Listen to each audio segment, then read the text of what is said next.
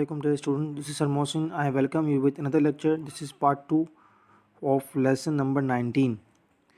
The last time I taught you till here.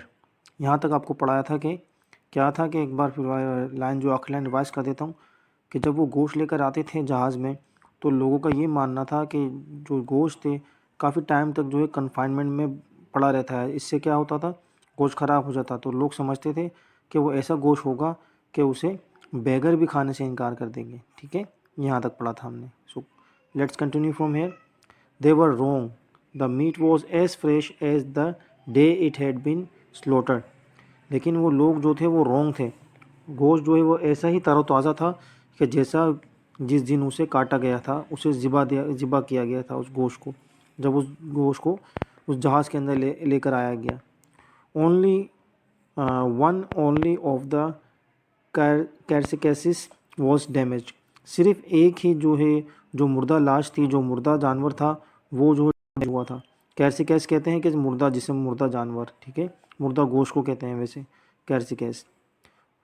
Had to be condemned, the rest were plump fresh succulent and they sold rapidly. अच्छा, क्या बोला गया कि सिर्फ उसी एक के जो है वो कंडेम करते थे हम, वो लोग कंडेम करने लगे, नकारा कर दिया था उसको। कंडेम के मायने वैसे होते हैं नकारा कर देना, किसी को मज़ाहमत करना। तो यहाँ मायने है कि उस एक को जो ख़राब हुआ था उसे नकारा कर दिया गया था। बाकी के सारे क्या थे, वो प्लम थे यानी मोटे थे, तरोताज़ा थे, फ्रेश, सकुलेंट थे। सकुलेंट वैसे कहते हैं कि तरोताज़ा, फ्रेश। ठीक है, इसके दोनों के एक ही मायने हैं। एंड दे सोल्ड रैपिडली, और पूरे तरीके से अच्छे से वो सारे के सारे बेच दिए गए।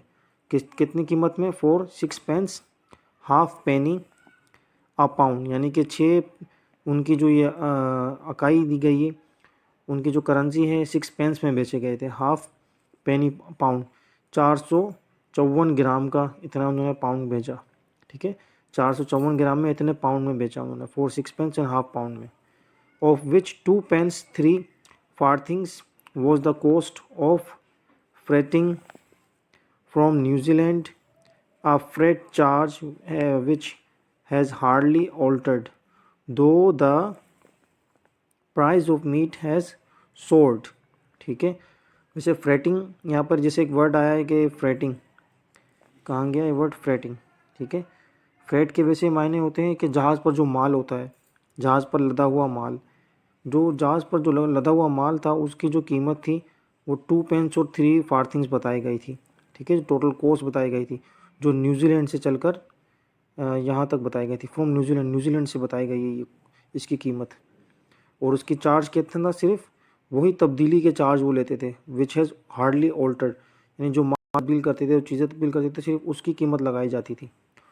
दो the price of meat has sword, लेकिन जो प्राइस था उसकी जो काफ़ी हद तक जो है वो अगरचे बुलंद हो रही थी, प्राइस बढ़ती जा रही थी उस गोश्त की, लेकिन फिर भी वो सही दामों में, माकूल दामों में बेचते थे गोश्त को। The price brought a respectable profit to the New Zealand farmer, और जो कीमत थी उसको, उससे जो है एक मुनाफा, अच्छा खासा मुनाफा, माकूल मुनाफा मिलता था न्यूजीलैंड के किसानों को। A profit which could and would be multiplied as the new refrigerating vessels were made ready, और एक मुनाफा था जो कि बनाया जा सकता था, जो कि लिया जा सकता था, मल्टीप्लाई हो जाता, डबल, यानी इतना मुनाफा उसके वो डबल हो जाता। और उस किसकी वजह से? जो नया रेफ्रिजरेटर, जो जहाज़ बनाए गए थे जो कि रेडी थे जाने के लिए, इससे अच्छा खासा मुनाफा उनको मिलता था, न्यूजीलैंड के लोगों को, उनके फार्मर्स को।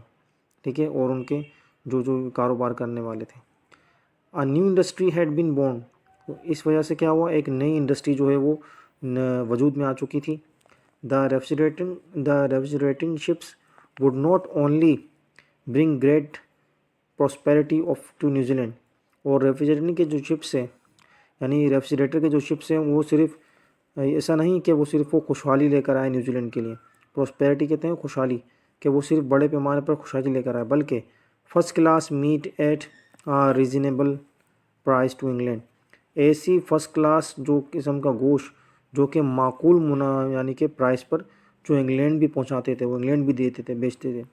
But they would solve a major problem, लेकिन क्या होता था पहले उससे पहले वो उनको बहुत बड़ी मेजर प्रॉब्लम आती थी, that of disposing of the ship. वो क्या था कि सबसे जब यानी कि ये अमल शुरू करने से पहले जहाज़ पर ये रेफ्रिजरेटर लगाने से पहले उनको मसाइल पेश आते थे कि वो क्या करते थे, शिप्स को डिस्पोज कर देते थे, नकारा करते थे। ठीक है, और यहाँ भी ये भी बोला है कि डिस्पोज के एक और मायने हैं।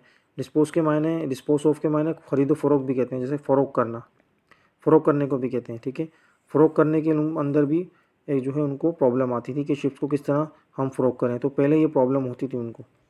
For they bred rapidly and there were not enough mouths in all the southern colony to eat them. इब्तदा में जब उनके पास कोई ऐसा सिस्टम नहीं था, तो इतने ज़्यादा वो शिप्स जो है वो पालते थे, और उनके खाने के लिए इतने नहीं होते थे, लोग कम थे लेकिन भेड़िए दुम्बे बहुत ज़्यादा होते थे। तो पूरी साउथर्न कॉलोनी में वो उसे खा नहीं सकते थे, तो वो क्या करते थे, शीप वर बीइंग स्लॉटर्ड, तो उनके जो शीप थे वो क्या होते थे, ज़िबा कर दिए जाते थे, ज़िबा कर रहे थे वो अपने शिप्स को सारे। Their carcasses flung into the seas, और उनके जो मुर्दा जिस्म थे बाज़ औक़ात वो जो समंदर में फेंक देते थे। ठीक है, यानी वो समंदर में सफ़र करके लेके जाने के काबिल नहीं थे कि वो दूसरी जगह लेके जाके बेच सकें, वो ख़राब हो जाते, सड़ जाते। तो ये पुराने वक्त में ये उनके लिए बहुत प्रॉब्लम थी इस नए जहाज़ के आने से पहले। To get them out of the way, और इस रास्ते से निकलने के लिए कि वो इस मुश्किल से निकल सकें,